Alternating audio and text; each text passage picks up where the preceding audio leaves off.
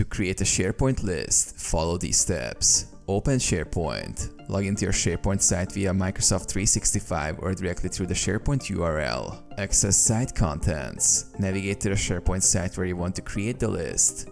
Click on Site Contents from the left-hand navigation panel or Site Settings. Create a new list. Click on the plus new button and select List from the drop-down menu. Alternatively, you might see an option directly labeled New List or Add List depending on your SharePoint version. Configure the list. Enter a name for your list. Optionally, provide a description and set the list's privacy settings. Set up columns.